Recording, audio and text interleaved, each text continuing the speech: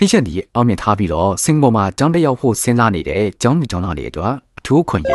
မြန်မာနိုင်ငံနေပြီးတော့ကြတော့မှ HND အောင်မြင်ထားပြီးတော့ကိုယ့်ရဲ့ဘွဲ့ဒီဂရီကိုစင်ကာပူနိုင်ငံမှာတက်ရောက်ဖို့စဉ်းစားနေတဲ့ကျောင်းသူကျောင်းသားတွေအနေနဲ့အနည်းဆုံး2026ရဲ့မတ်လကျောင်းဖွင့်ချိန်ကိုစတင်လျှောက်ထားနိုင်ပြီဖြစ်ပါတယ်2026ခုနှစ်ရဲ့မတ်လကျောင်းဖွင့်ချိန်ကိုလျှောက်ထားမဲ့ကျောင်းသူကျောင်းသားတွေအနေနဲ့ကိုယ့်ရဲ့ HND တငယ်ချင်းတွေနဲ့အတူကျောင်းလျှောက်ထားပြီးတော့စင်ကာပူကိုသွားမဲ့လင်းရဲ့လက်မှတ်ခအခမဲ့ရရှိနိုင်မဲ့အခွင့်အရေးအပြင်ကျောင်းလာကသက်တာခွင့်မြန်မာငွေ330ကျော်နဲ့အတူကျောင်းလျှောက်ခ application fees ရာနှုန်းပြည့်ကလုခွင့်ကိုလည်းရရှိမှာဖြစ်ပါတယ်။ HND အောင်မြင်ထားပြီးတဲ့ကျောင်းကျောင်းသားတွေအနေနဲ့အနည်းဆုံးမတ်လကျောင်းဟောချိန်ကစင်ကာပူနိုင်ငံမှာဒေတက္ကသိုလ်ရဲ့ဘွဲ့ဒီကိုတက်ရောက်နိုင်ပါတယ်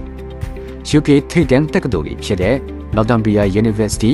Coventry University တို့ရဲ့ Bachelor Degree ကိုအချိန်16လသာတက်ရောက်ပြီးတော့ကြတော့မှဘွဲ့ဒီဂရီရယူနိုင်မှာဖြစ်ပါတယ်။ HND အောင်မြင်ထားပြီးပြီဆိုလို့ရှိရင်စင်ကာပူနိုင်ငံမှာပဲ UK ထိပ်တန်းတက္ကသိုလ်ကြီးတွေရဲ့ဘွဲ့ဒီကိုအချိန်16လသာတက်ရောက်ပြီးတော့ကြတော့မှရယူနိုင်မှာဖြစ်တယ်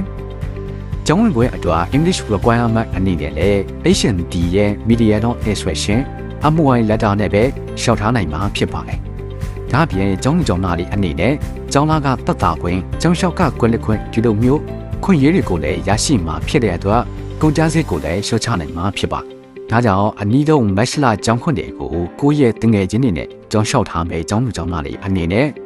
စင်ကာပူသွားမဲ့လေလက်မှတ်ခအခမဲ့ရရှိနိုင်မဲ့ခွင့်ရည်နဲ့အတူ